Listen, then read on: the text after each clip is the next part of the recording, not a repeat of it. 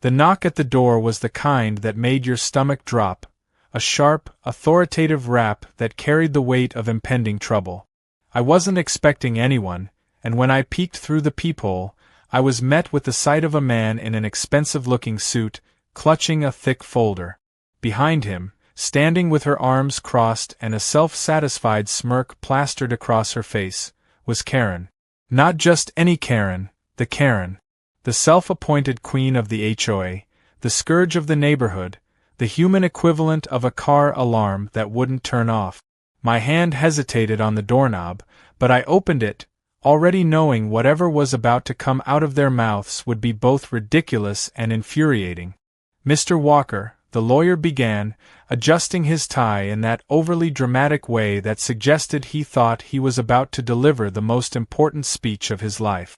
I am here on behalf of the Homeowners Association to formally notify you of your continued violations of community guidelines. You have ignored multiple notices, and legal action will be taken if you do not comply. Karen, barely able to contain herself, let out an exasperated sigh before cutting in. Let me make this simple, since clearly you have trouble following rules. You live in this neighborhood, which means you are subject to HOA regulations. And we, she gestured broadly as if she were speaking for the entire world, we do not tolerate rogue property owners thinking they can just do whatever they want. I blinked at them, then blinked again, then let out a slow breath through my nose because I had expected some level of stupidity, but this was a new record even for Karen. I stepped forward, arms crossed, looking first at the lawyer, then at Karen, and then back at the lawyer. You do realize I don't belong to the HOA, right? The lawyer cleared his throat, flipping through the documents. Our records indicate. Your records are wrong, I interrupted. I own this property outright. It was built before this neighborhood even existed. Your HOA was formed after that. I never signed up, never agreed to anything, and as much as I enjoy these little visits from your enthusiastic board members, your rules don't apply to me. Karen let out a sharp laugh, the kind people make when they think they know something you don't.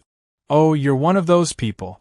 You think just because you don't want to be part of the HOA, you get to live here for free? That's not how it works, sweetie. The moment you live here, you agree to our rules. That's just how civilization works. I rubbed my temples, already feeling the migraine forming. Karen, do you hear yourself?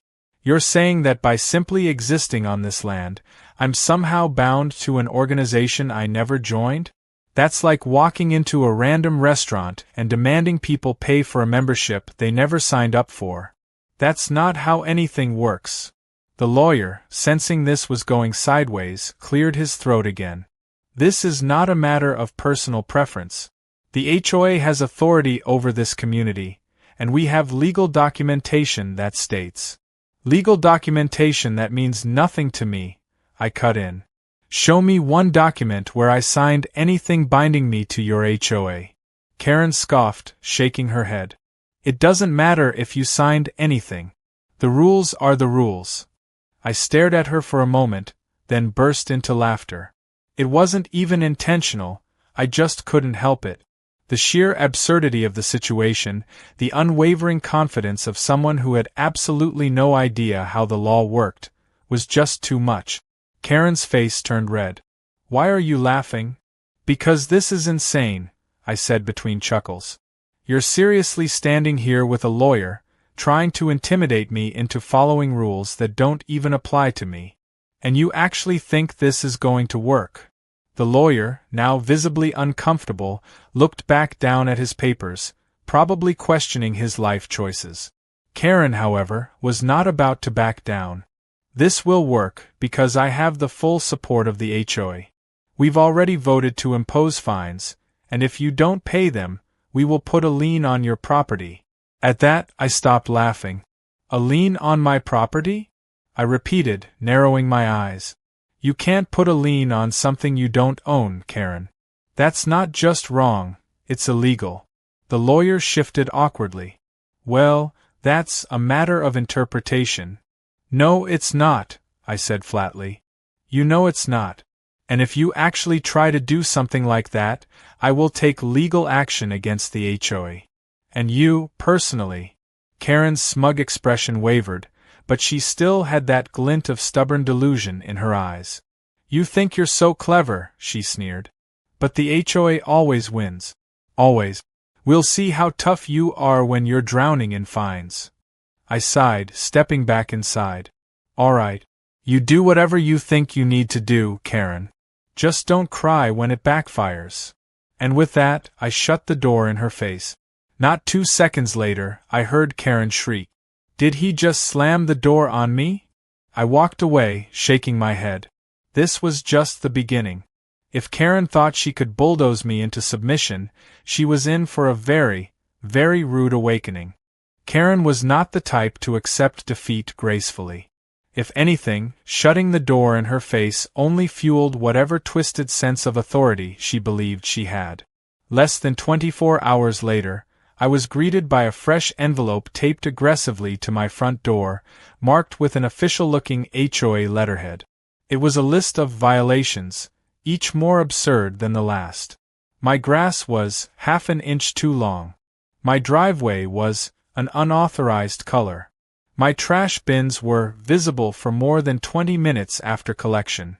The list went on, each bullet point dripping with the kind of petty nonsense that only an HOA drunk on its own imaginary power could conjure.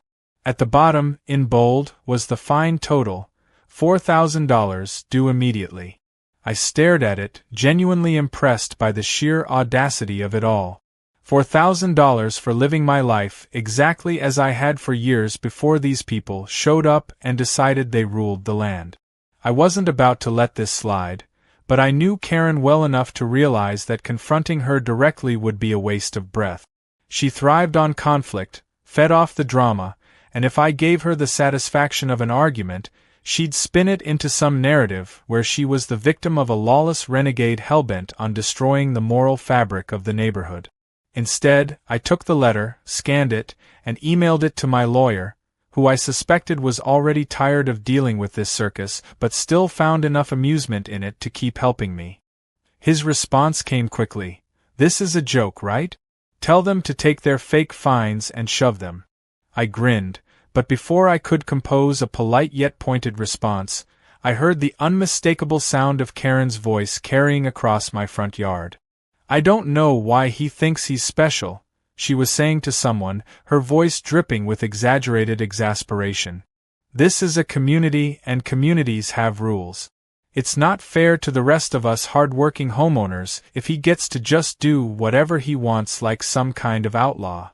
I peeked out the window and saw her standing with a small group of HOA board members, gesturing wildly toward my house, as if it were a condemned building threatening to bring down property values just by existing. One of the board members, an older man who looked like he deeply regretted whatever life choices had led him to this moment, muttered something that made Karen huff loudly. I don't care if he technically owns the land. The HOA has a responsibility to maintain order. If he won't comply, we have to escalate. Escalate. That was an interesting choice of words. I had dealt with Karen's antics before, but something told me she was about to take this to an entirely new level. I didn't have to wait long to find out how. The next morning, a tow truck appeared in front of my house. The driver stepped out, looking hesitant, while Karen stood beside him with her arms crossed, watching like a hawk. You need to move your vehicle, the driver said, though he didn't sound particularly convinced of his own words. HOA orders. I sighed, running a hand down my face. And what exactly is the violation here? I asked, already knowing whatever answer came next was going to be ridiculous. The driver glanced at Karen, who immediately jumped in. Your car has been parked in the same spot for 3 days. That's against community guidelines. I stared at her, waiting for the punchline that never came. Karen, I said slowly, it's my driveway. She scoffed. And the community has rules about vehicles being left unattended for extended periods. It's my driveway, I repeated, emphasizing each word as if I were explaining basic physics to a particularly stubborn rock. Not a public street.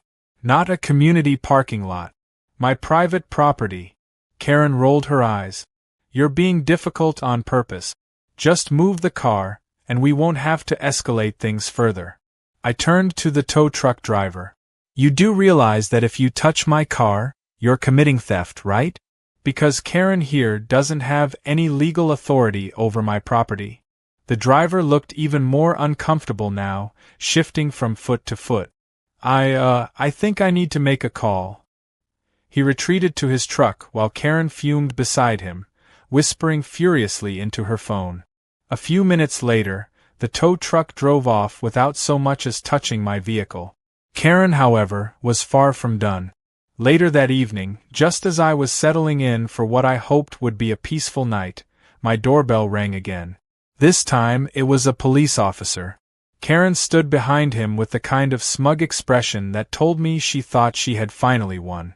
Sir, the officer said, holding a clipboard, we received a complaint that you were trespassing on HOA property and refusing to vacate. I let out a slow breath, fighting the urge to laugh in disbelief. I own this property, I said for what felt like the 100th time. It's not part of the HOA. This is my land. You can check the records yourself. The officer hesitated, clearly not wanting to be involved in whatever neighborhood feud was playing out here. He turned slightly toward Karen. Ma'am, do you have any legal documents showing that this property belongs to the HOA? Karen sputtered, caught off guard. Well, no, but it's part of the community. It should follow community rules. That's not how this works, the officer said, rubbing his temple like he could feel the migraine forming. He turned back to me. Sir, if what you're saying is true, then this is a civil matter, and there's nothing for me to enforce here. I nodded. It is true. And I'd appreciate it if this nonsense stopped before I start filing harassment charges. Karen gasped dramatically, like I had just slapped her across the face. Harassment? How dare you? I am trying to maintain the integrity of this neighborhood. The officer sighed. Ma'am, if you keep calling us for disputes that aren't actual crimes, you could be the one facing legal consequences. That shut her up. For a moment. But as the officer walked away, she leaned in, lowering her voice to a furious whisper. You think this is over? This is just the beginning. I smiled. Good. I love a challenge. And with that, I shut the door again, knowing full well Karen was already scheming her next move. Karen was the kind of person who didn't know when to quit, and that was exactly why she was about to lose in the most spectacular way possible. After her failed attempt at having my car towed, after the police had walked away shaking their heads at her nonsense, and after I had made it explicitly clear that I was not bound by her imaginary HOA dictatorship, I knew she wasn't done. Karen wasn't the type to accept logic, reason, or legal fact. She was the type to double down, then triple down, then throw an entire tantrum when reality didn't bend to her will. And sure enough, just when I thought she might have finally accepted defeat, I received an official-looking notice taped to my door. It wasn't another fake fine or a passive-aggressive letter listing community violations. No, this time, Karen had gone all in. The document claimed that the HOA was officially placing a lien on my property for unpaid dues and continued non-compliance with community standards. I stared at it for a long moment, half expecting hidden cameras to pop out from the bushes and reveal that this was some elaborate prank. But no, Karen had actually done it. She had filed a fraudulent lien against my property. I knew she had no legal grounds to do this, and I knew this would crumble the second it was challenged, but the sheer nerve of it was almost impressive. Almost. Instead of getting angry, I took a deep breath and smiled because Karen had just handed me the perfect opportunity to end this once and for all. I called my lawyer, who, upon hearing what she had done, let out a long, exhausted sigh and simply said, "It's time." He knew. I knew. This wasn't just HOA pettiness anymore. This was Karen stepping into legally actionable territory, and I was about to make sure she regretted it. I filed a lawsuit against the HOA and Karen personally for harassment, fraud, and illegal lien placement. But I didn't stop there. I also contacted the local news. Because as much as I wanted legal justice, I also wanted everyone to see Karen publicly humiliate herself. And it worked beautifully. The day of the court hearing, Karen walked in with the same smug confidence she always carried, completely unaware of the disaster awaiting her. She strutted into the courtroom as if she were about to personally deliver a decree from the heavens, her head held high, her expression dripping with self-importance. But then, as she glanced around and saw the cameras, yes, actual news cameras, her smirk faltered just a little. That was the first crack. The second came when she saw my lawyer, standing beside me, calm, collected, and more than prepared to dismantle her entire case. The third and final crack came when the judge took one look at the case file and immediately frowned. The proceedings began, and my lawyer wasted no time. He laid out the facts clearly, methodically, and with the kind of precision that left no room for Karen's usual delusions. He presented the property records proving that my land was never part of the HOA. He showed the multiple notices Karen had sent me, each more ridiculous than the last. He even played a recording I had taken of our last interaction, where Karen outright admitted that she didn't have any legal claim but believed I should follow the rules anyway. By the time he was done, Karen's face had gone from smug to pale, her confidence unraveling with every piece of undeniable evidence. Then came Karen's turn to defend herself, and it was a disaster. She tried to argue that community agreements overrode property deeds. The judge stopped her immediately, his tone already bordering on annoyed. Then she pivoted, claiming that my refusal to follow HOA rules was damaging the neighborhood's integrity. The judge didn't even let her finish that sentence before cutting her off again, reminding her that property laws don't operate on feelings. Finally, she tried to claim that the lien was a necessary enforcement action to maintain order. That was the breaking point. The judge leaned forward, his expression darkening. He asked her, flat out, if she had any legal basis for the lien. Karen, for the first time since I had known her, hesitated. Well, she stammered, I mean, he lives here, so obviously. The judge held up a hand. That is not how liens work. You filed a fraudulent claim against his property. That is illegal. Silence. For the first time, Karen had nothing to say.